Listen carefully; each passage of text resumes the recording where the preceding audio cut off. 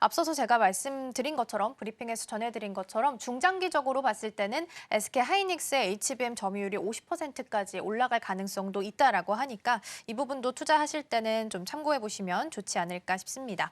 앞서서 이제 스타게이트 프로젝트 말씀을 해주셨습니다. 그래서인지 AI 인프라 쪽에서 원전에 대한 관심도도 계속 높아질 수밖에 없는 것 같고요. 그중 가장 대표적인 종목이 또 두산 에너빌리티인데 오늘 외국인과 기관이 같이 지금 두산 에너빌리티를 담고 있습니다. SMR도 있고 어제 이제 추가적으로 붙었던 게 가스터빈에 대한 MOU 이슈도 같이 좀 있었습니다. 호재는 계속 붙어주고 있는데 원전 쪽은 바스켓 매매를 하는 게 좀 괜찮을지 아니면 그냥 호재가 좀 있는 대형주로 두산 에너빌리티 정도 좀 보는 게 좋을지도 궁금하거든요.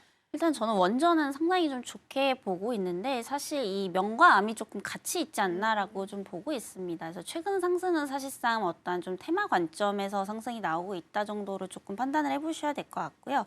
그리고 이제 그 웨스팅하우스 관련해서 또 이제 분쟁이 어느 정도 좀 마무리가 되었기 때문에 불확실성 해소에 따른 우리가 상승에 대한 기대감들 이런 부분들은 분명히 좀 긍정적이지만 사실 원전 같은 경우에는 우리가 대표적인 국가와 국가 간의 또 사업으로 꼽고 있기 때문에 지금 우리나라 내부적으로 보면 아직까지는 좀 정치 리스크가 있는 상황입니다. 그래서 이게 조기에 그 정권이 좀 바뀌게 될지 안 바뀌게 될지는 아직까지 조금 이게 좀 불분명한 상황이기 때문에 여기에 따른 리스크는 좀 갖고 있지 않나라고 보고 있고요.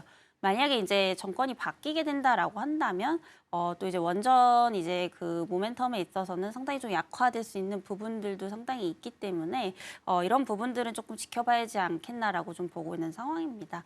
다만 이제 뭐 SMR 관련해서도 지금 뭐 빅테크 기업들이 굉장히 좀 대규모로 투자를 하고 있는 상황이라고 좀 보시면 될 것 같고요.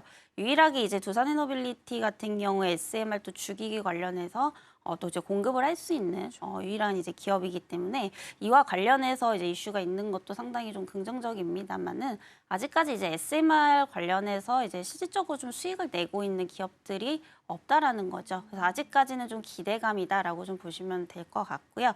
어쨌든 다만 이제 앞서 말씀 주셨던 또 빅테크 기업들, 특히 이제 MS라든지 이제 그 기타 엔비디아와 같은 이런 빅테크 기업들이 또 이제 그 트럼프가 얘기했던 스타게이트 설립에 또 이제 동참을 할 것으로 좀 보이고 있는 상황입니다.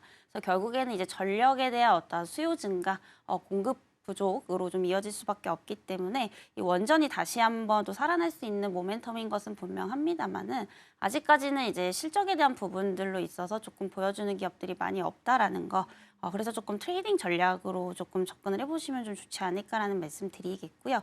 오히려 지금 실적에 대한 부분들 그리고 펀더에 대한 부분들을 본다라고 한다면 고환율 수혜까지 볼 수 있는 전력기기 쪽이 훨씬 더 좀 안정적으로 끌고 갈 수 있지 않을까라고 좀 보고 있어서 원전 쪽은 조금 앞서 말씀 주셨듯이 일단 바스켓 매매 이런 트레이딩 전략에 조금 유의하겠다라는 말씀 드려보도록 하겠습니다.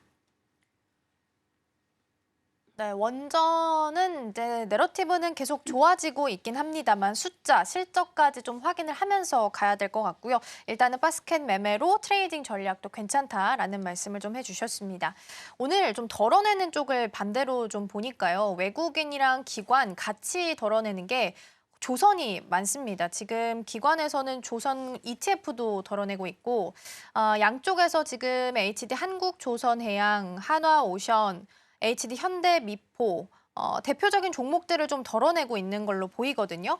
그러면 안 그래도 너무 올라서 가격 좀 걱정하고 있었는데 이렇게 덜어낸다? 이걸 어떻게 해석을 해야 될지 그리고 만약에 이렇게 잠시 좀 쉬어가는 구간을 주는 거라면 못 담으셨던 분들한테도 좀 기회가 될지도 알려주시면 좋을 것 같아요. 네, 조선도 이제 눈이 좀 말씀드리고 있는데 사실 지금부터 한 20% 정도 빠져도 이상하지가 않은 뭐 그런 자리입니다. 그래서 아무리 이제 상승하는 종목이더라도 항상 이제 조정에 대한 부분들은 좀 불가피하기 때문에 그동안 이제 올라갈 때 조금 그냥 관망만 하셨던 분들에게는 오히려 이게 깊은 조정이 나온다라고 한다면 한번 좀 기회로 삼아 보셔도 좀 좋지 않을까 우선 이렇게 말씀드리겠고요.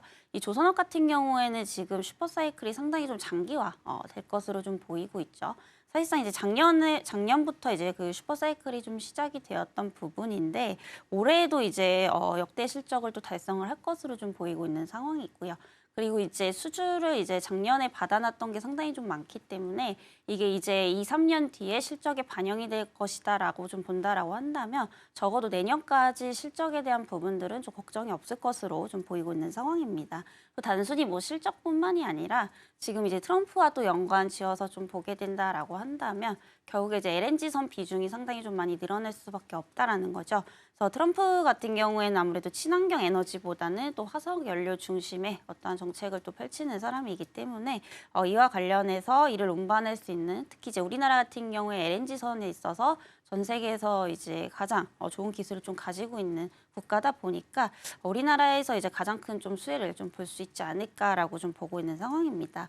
그래서 트럼프 임기 내내 오히려 조선주는 피해주가 아니라 지금 수혜를 볼 수 있는 업황이기 때문에 하락 시에는 매수 기회가 될 수밖에 없겠죠. 근데 만약에 이게 지금 기대감으로만 올랐고 뭔가 실적이 안 받쳐준다라고 한다면 사실상 이제 추세적으로 좀 무너질 가능성도 있겠지만은 여전히 이제 펀더까지도 좀 받쳐주고 있다라는 겁니다. 네, 그런 측면에서 본다라고 한다면 여전히 이제 조선 3사 그리고 이제 기자재까지도 한번 넓혀서 좀 분산 투자를 하시는 전략이 좀 좋지 않을까라는 말씀 좀 드리도록 하겠고요.